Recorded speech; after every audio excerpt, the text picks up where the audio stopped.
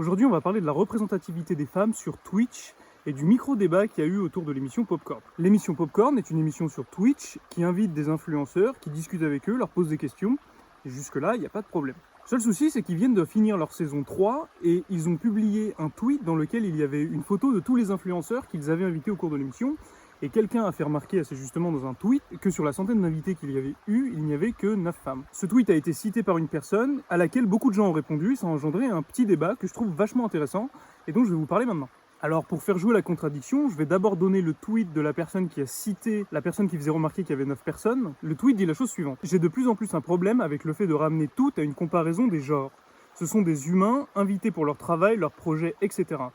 Limiter les invitations des hommes en faveur de femmes uniquement pour des raisons de quotas, c'est de la discrimination positive et ça n'aide pas à faire avancer le débat. Encourager les femmes à faire des projets, développer leur contenu et naturellement, elles seront là dans les émissions. Mais par pitié, arrêtons de voir en X et en Y, c'est nul. Alors c'est ce tweet qui a fait pas mal réagir et qui a donné lieu à des réactions dont je parlerai après via 3 tweets qui je trouve illustrent bien les problématiques autour de cette question-là. Mais pour ce premier tweet, qu'est-ce qu'on peut dire? Alors d'un côté, ce qui est dit est vrai, mais d'un autre, par les réponses qu'il y a eu, il semblerait qu'il y ait des gens qui ne soient pas d'accord avec ce point de vue-là. Alors en fait, ce point de vue-là, c'est un point de vue doux. C'est un point de vue qui considère qu'il y a un problème, oui, mais que par contre, pour le changer, pour le régler, il faut attendre et faire bouger les mœurs, c'est-à-dire encourager les femmes à faire du contenu, parler de ce genre de problématiques, mais jamais d'imposer de quotas. Alors je reparlerai des quotas dans le 3e tweet de réponse, mais on a ici quelqu'un qui refuse le manichéisme de la question, à savoir, c'est une question d'homme ou de femme. Ici, on nous encourage plutôt à laisser les grosses émissions inviter des hommes, mais à encourager les femmes à faire du contenu et à les promouvoir sur les réseaux.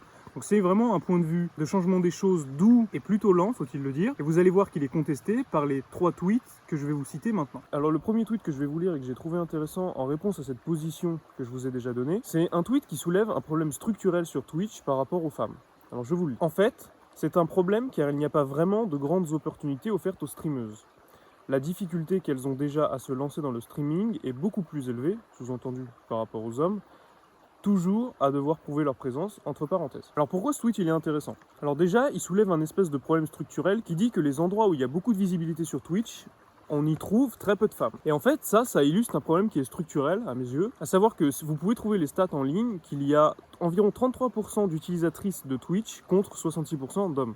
Donc ça veut dire que vous avez un tiers des utilisateurs de Twitch qui sont des femmes et 2 tiers qui sont des hommes. Et ça en fait ça crée un rapport totalement disproportionné aux contenus qui sont visionnés. Parce que j'ai pas trouvé les stats pour les streamers, mais je pense que c'est à peu près égal, qu'il y a à peu près autant de femmes et d'hommes qui streament, peut-être un peu moins de femmes que d'hommes. Et si on part du principe qu'on a tendance à regarder des contenus de gens du même sexe que nous, alors on se retrouve dans une espèce de situation de pénurie où il n'y a pas assez de femmes pour regarder les contenus de femmes. Cela dit, c'est pas forcément vrai, on peut être un homme et regarder des contenus de femmes et réciproquement, je pense que ça arrive très souvent et que c'est pas du tout un problème. Mais si on part du principe qu'on regarde plus souvent du contenu de gens de même sexe que nous, alors effectivement il y a un problème là qui est complètement dynamique. Deuxième chose, lui dans son tweet il parle de grandes opportunités. Donc par exemple, inviter des femmes sur l'émission Popcorn, il n'y en a pas assez d'invitations et ça crée un problème assez général. Alors il a sûrement raison, mais ce qu'on peut dire c'est que probablement Popcorn n'est pas de mauvaise foi et ils ont la volonté d'être représentatifs de la population et donc d'inviter plus de femmes. Ce qui se passe sûrement c'est qu'ils ont des critères en termes d'attraction d'un streamer ou d'une streameuse et que la plupart des streameuses qu'ils voudraient inviter n'attireraient pas assez d'audience pour que l'émission soit intéressante à faire pour eux. Par exemple, je pense qu'ils peuvent pas vraiment inviter une streameuse à 20 viewers que personne ne connaîtrait parce que personne ne regarderait l'émission, ou beaucoup moins, et ça pourrait nuire à l'émission sur le long terme. Donc ça, c'est juste ce que je voulais dire sur la première partie de son tweet. Donc sur la deuxième partie, sur la difficulté à se lancer des streameuses.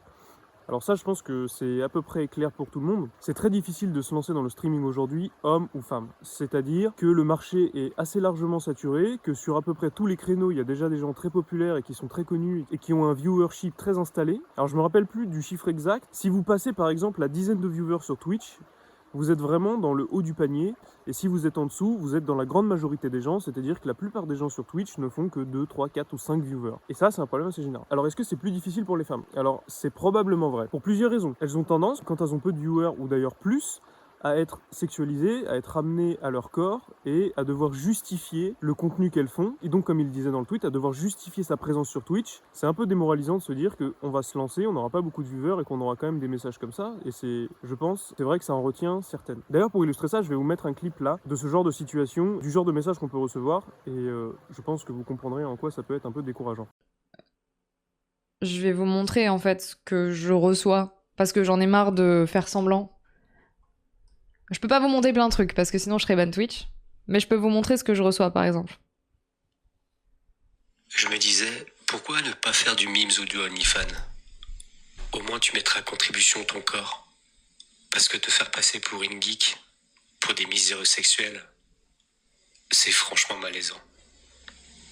Au fond de toi, tu sais que t'es une pute. Donc monétise dessus. Et fais-toi du fric. Fais pas style que tu joues aux jeux vidéo. Alors je pense que ça se passe de commentaires, c'est assez clair en soi en quoi c'est décourageant, c'est des messages qui ne devraient pas arriver sur Twitch. Et c'est vrai, par contre, par rapport au premier tweet, que je pense que les hommes n'ont pas ce genre de message. Alors passons au deuxième tweet de réponse, que j'ai trouvé assez intéressant, vous allez voir. Le second tweet dit la chose suivante. Ça soulève quand même une question intéressante, 2 points, pourquoi une telle disparité? Alors c'est un petit peu provocateur, mais sa question de dire pourquoi il n'y a pas d'égalité dans cette situation, c'est qu'en fait il n'y en a jamais, naturellement. Et justement, moi ce que j'ai trouvé intéressant, c'est qu'une fois qu'on a dit ça, eh bien, si on veut vraiment l'égalité ou quelque chose qui y ressemble, ou quelque chose de plus égal, eh ben il va falloir faire des choses pas naturelles. Et ça c'est ce que l'humanité fait absolument tout le temps. Et donc, il va falloir trouver des solutions et essayer de changer cette situation. Donc le tout premier tweet, pas de réponse, mais le vrai premier tweet.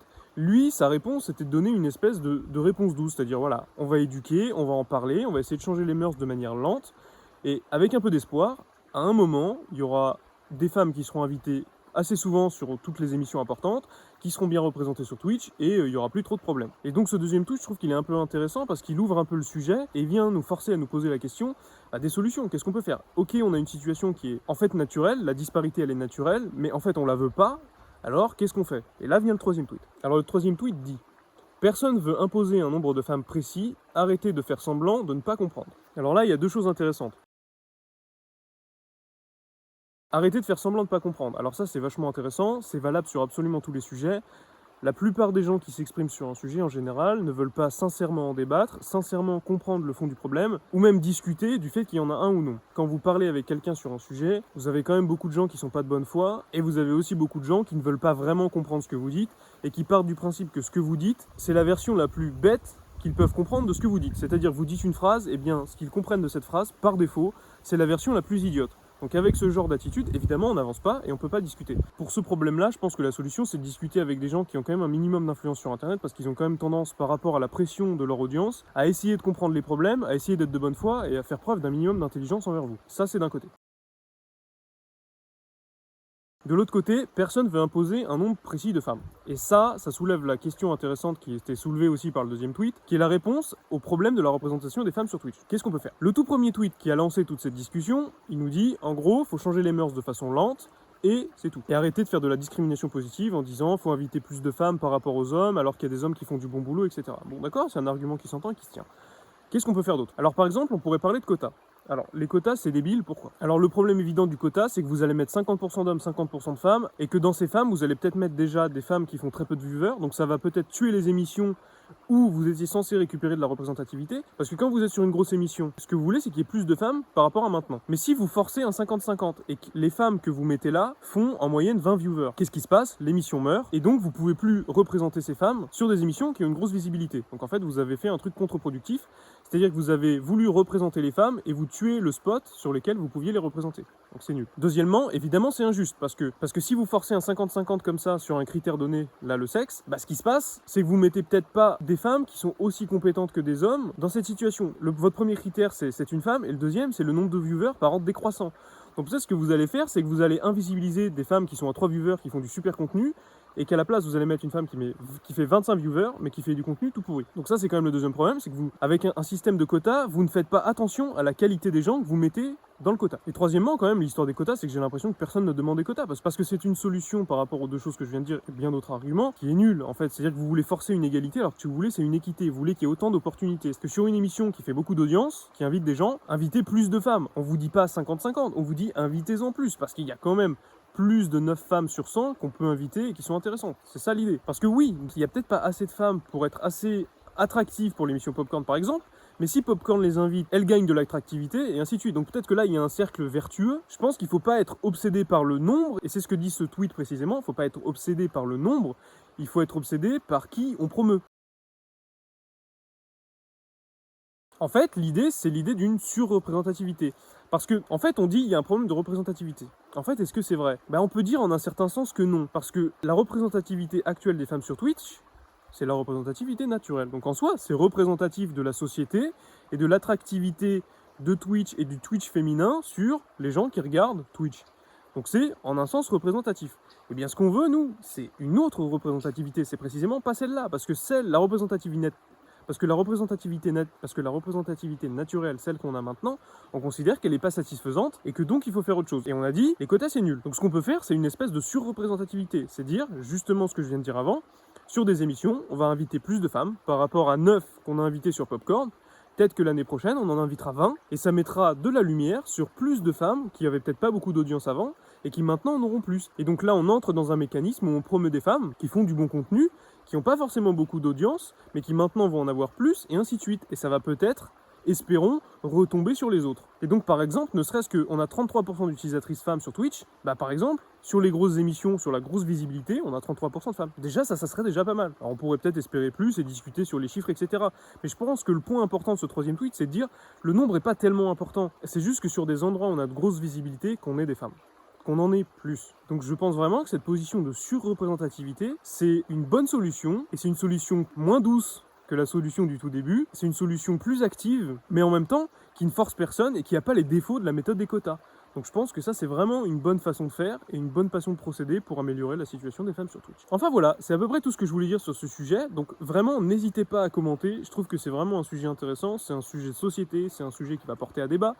Il y a eu au moins 3 solutions dans cette vidéo qui ont été exposées. Peut-être en avez-vous d'autres, peut-être avez-vous des détails à ajouter sur les façons dont on pourrait aborder ces solutions, d'autres choses à dire, etc. Donc s'il vous plaît, n'hésitez pas à le faire, parce que je trouve ça vraiment super intéressant, et moi, perso, je pense que ça peut vraiment faire avancer les choses, que de parler de ce genre de trucs, et peut-être d'adopter une surreprésentativité des femmes sur les endroits où il y a beaucoup d'audience. Et si vous avez apprécié ce contenu, donc n'hésitez pas à liker la vidéo, et à vous abonner, parce qu'il y aura sûrement d'autres contenus de ce genre, et du contenu où on apprend des choses peut-être un petit peu plus scientifiques, sur la chaîne. Merci à vous, et j'espère on se retrouve une prochaine fois.